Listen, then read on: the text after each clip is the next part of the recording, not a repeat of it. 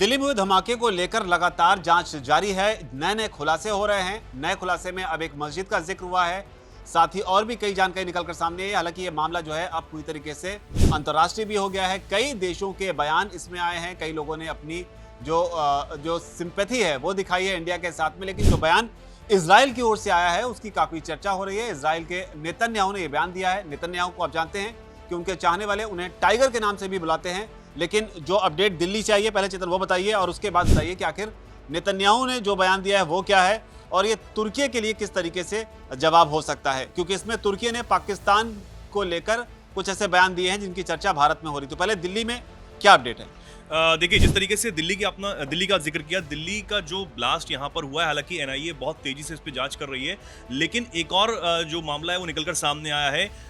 जो डॉक्टर उमर है, जो बताया जा रहा है कि वो उस वक्त उस कार में मौजूद था। हालांकि इसकी पुष्टि नहीं हो पाई है। जांच उसको लेकर लगातार की जा रही है कि वो कहाँ है, क्या है। लेकिन इसको लेकर एक बड़ा खुलासा ये हुआ है, बताया ये जा रहा है सूत्रों के मुताबिक, पुलिस सूत्रों के मुताबिक, कि जो आरोपी डॉक्टर उमर मोहम्मद है वो धमाके से ठीक पहले, कुछ वक्त पहले, कमला मार्केट थाना क्षेत्र की एक मस्जिद में जाता है। खबर यह है कि वो मस्जिद में वहां 10 से 15 मिनट रुकता है।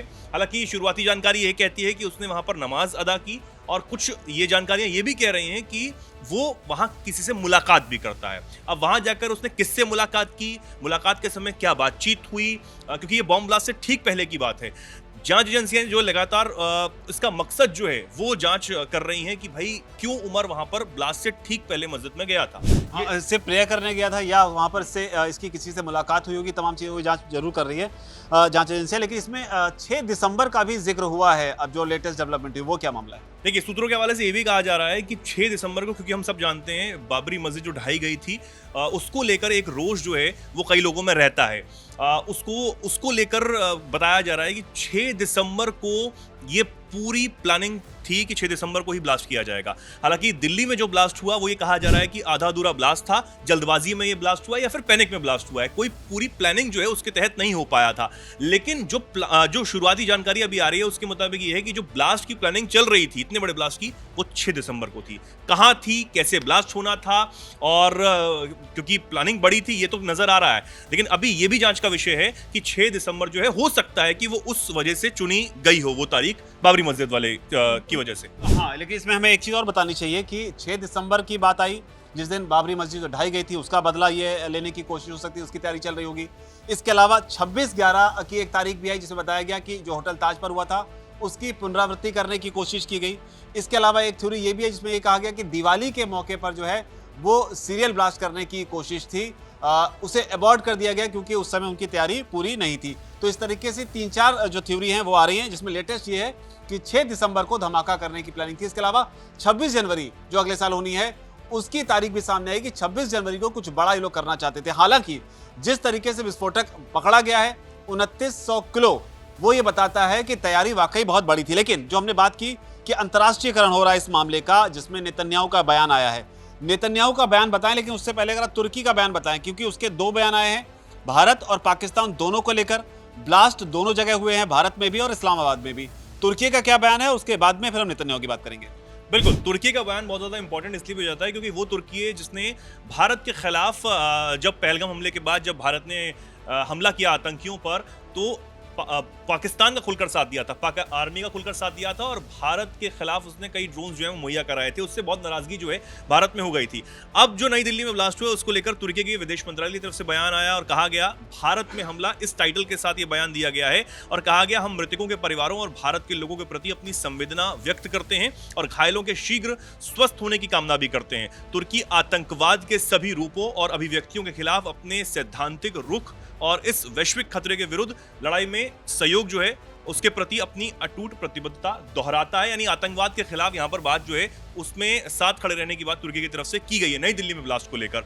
अब अगर पाकिस्तान की बात करें कि पाकिस्तान पर क्या कहा गया, क्योंकि पाकिस्तान में भी इस ब्लास्ट के कुछ टाइम बाद ही, कुछ देर बाद ही पाकिस्तान में ब्लास्ट होता है, कोर्ट के पास ब्लास्ट होता है, वहां पर भी कई लोगों की जान चली जाती है। इस्लामाबाद में हुए धमाके पर पाकिस्तान में आतंकी हमला, ये टाइटल दिया गया तुर्की की तरफ से। भारत के लिए टाइटल दिया गया भारत में हमला, और पाकिस्तान के लिए टाइटल दिया गया कि पाकिस्तान में आतंकी हमला। यानी टाइटल पर आतंकी शब्द जो है पाकिस्तान के लिए इस्तेमाल किया, लेकिन भारत के लिए नहीं। बिल्कुल, ये भी एक बड़ी बात हो जाती है। हालांकि हैरान कर देने वाली बात है, क्योंकि पाकिस्तान को तो वो हमेशा से बहुत ज्यादा करीबी मानता ही है, दोस्त मानता है, और इसीलिए ही भारत के खिलाफ उसने तमाम चीजें जो हैं, असला बारूद हो, ड्रोन्स हो, हथियार हो, मुहैया कराए थे। अब इसमें पाकिस्तान में आतंकी हमला ये टाइटल दिया गया और कहा गया कि हम 11 नवंबर, क्योंकि कल जो हमला हुआ था, आज 11 नवंबर इस्लामाबाद पाकिस्तान में हुए आतंकवादी हमले की कड़ी निंदा करते हैं। हम इस जघन्य हमले में जान गंवाने वालों पर खुदा रहमत और घायलों के जल्द शिफा मिलने की दुआ करते हैं। तुर्की आतंकवाद के खिलाफ लड़ाई में पाकिस्तान के साथ एकजुटता से खड़ा रहेगा, ये बात तुर्की की तरफ से की गई, से कह गया। और तुर्की की ये बातें जो है, जिसमें उसने अपने ही मैसेज में, हालांकि भारत के लिए भी उसने आतंकवाद शब्द का इस्तेमाल किया इस हमले को लेकर, लेकिन वो उसने टाइटल पर मेंशन नहीं किया। तो क्या उसने इंटेंशनली ऐसा किया, या फिर ये सिर्फ एक राइटिंग पैटर्न है जो दोनों जगह अलग अलग देखने को मिले। लेकिन तुर्की को लेकर अगर भारत को थोड़ा सा बुरा लगता है या फिर भारत को थोड़ा सा आहत होता है, तो शायद इसलिए भी ज्यादा होता है क्योंकि तुर्की में जब भूकंप आया था तो भारत ने बढ़ चढ़कर इसकी मदद की थी, और उस दौर के आपने वीडियो भी देखे थे कि किस तरीके से भारत ने तमाम एनडीआरएफ की टीमों को तुर्की भेजा था और वहां के लोगों को किस तरीके से मदद की थी। लेकिन जब तुर्की की बारी आई भारत के साथ खड़े होने की, तो उसने मुस्लिम ब्रदरहुड के नाम पर पाकिस्तान को चुना। लेकिन तुर्की है, उससे ऐसी ही उम्मीद जो है वो की जा सकती है। लेकिन नेतन्याहू की हम यहाँ पर बात करेंगे, क्योंकि नेतन्याहू जो है भारत को लेकर कई बार उन्होंने इस तरीके के बयान दिए हैं जो ये बताता है कि किस तरीके से वो दृढ़ता के साथ हिंदुस्तान के साथ खड़े हैं। चाहे वो पहलगाम का मामला रहा हो, इसके अलावा भी अलग अलग इवेंट्स जब भारत में हुए हैं, तब नेतन्याहू ने बहुत कद्दावर तरीके से जो है अपना बयान जो है भारत को लेकर दिया है। और यहाँ पर भी जो नेतन्याहू ने कहा है वो गौर करने वाली बात है और बहुत एक तरीके से दिल छूने वाली बात भी है। बिल्कुल, दिल छूने वाली बात इसलिए भी है क्योंकि बेंजामिन नेतन्याहू है, इजराइल है, वो हमेशा हर घड़ी में, आप ये कहें ना कि वो टर्म यूज होता है टाइम टेस्टेड फ्रेंड, वो हमेशा से इजराइल ने दिखाया है कि किसी भी संकट में या फिर खुशी के मौके पर वो हमेशा मजबूती से भारत के साथ खड़ा है, एक पक्ष के रूप में भारत के साथ जो है वो खड़ा होता हुआ नजर आता है। और इस बार भी अपने इस जो बयान प्रधानमंत्री नेतन्याहू की तरफ से या फिर उनके ऑफिस की तरफ से या इजराइल की तरफ से दिया गया है, उसमें दिखाता है कि भारत में दिल्ली में जो हमला हुआ उसे हम अभी तक जांच के तक नहीं पहुंचे हैं कि ये आतंकी हमला पूरी तरीके से है, लेकिन इजराइल ने मान लिया ये आतंकी हमला है और ये कह दिया है इसके खिलाफ हम भारत के साथ मजबूती से खड़े हैं और रहेंगे भी। तो क्या कहा गया इसको भी जान लेते हैं। दरअसल प्रधानमंत्री कार्यालय, जो कि बेंजामिन नेतन्याहू का कार्यालय है, उनके एक ऑफिशियल जो एक्स प्लेटफॉर्म है उनकी तरफ से पोस्ट किया गया और कहा गया कि हमारे प्रिय मित्र प्रधानमंत्री को यहां पर टैग किया गया है, नरेंद्र मोदी और भारत के बहादुर लोगों के लिए सारा और मैं, इजराइल के लोग पीड़ितों के परिवारों के प्रति अपनी गहरी संवेदना व्यक्त करते हैं। इस समय इजराइल आपके दुख और शक्ति में आपके साथ मजबूती से खड़ा है। इजरायली प्रधानमंत्री ने यहाँ पर दोनों देशों के बीच जो मजबूत संबंध है उनका भी जिक्र किया और इसकी बात की एक बार फिर से पुष्टि कर दी और ये दिखा दिया कि भारत और इजराइल के जो संबंध है वो कितने गहरे हैं और एक दूसरे के प्रति वो कितनी अच्छी भावना जो है वो रखते हैं दोनों देश। यहीं पर यह भी उनकी तरफ से कहा गया कि भारत और इजराइल जो है वो प्राचीन सभ्यताएं हैं जो शाश्वत सत्य पर टिकी हुई हैं। आतंक हमारे शहरों पर जरूर हमला कर सकता है, लेकिन यह हमारी आत्माओं को कभी भी नहीं हिला सकता और नहीं हिला पाएगा।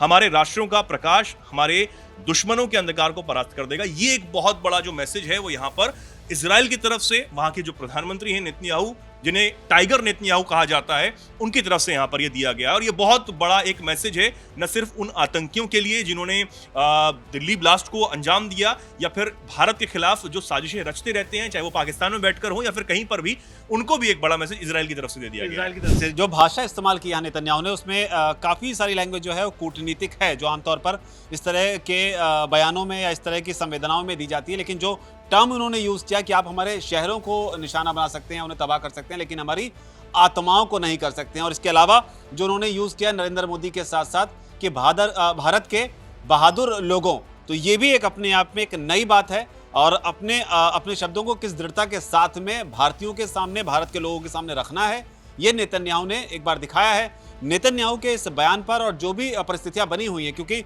लगातार कई सारी खबरें सामने आ रही हैं, जिसमें कुछ खबरें ये भी आई कि दिल्ली में ब्लास्ट के बाद में भारत में 5 एयरपोर्ट को भी बम से उड़ाने की धमकी दी गई, उसकी भी जांच जो है चल रही है। उसके अलावा प्रधानमंत्री मोदी ने भी एक बैठक बुलाई सीसीएस की। तो तमाम चीजें जो है लगातार हो रही हैं, लेकिन अंतर्राष्ट्रीय मंच से भी जो देश भारत के साथ हैं वो पूरी दृढ़ता के साथ खड़े हुए हैं। न सिर्फ खड़े हुए हैं बल्कि बोल भी रहे हैं भारत के समर्थन में और कहीं ना कहीं चेतावनी भी दे रहे हैं उन लोगों को जो भारत के खिलाफ इस तरह की गंदी साजिश रच रहे हैं। नेतन्याहू कह रहे हैं कि शहरों को निशाना बना सकते हैं लेकिन हमारी आत्माओं को नहीं। क्या आपको भी ऐसा लगता है? आपको जो भी लगता हो नीचे अगर कमेंट सेक्शन उससे आप जरूर लिखें। धन्यवाद।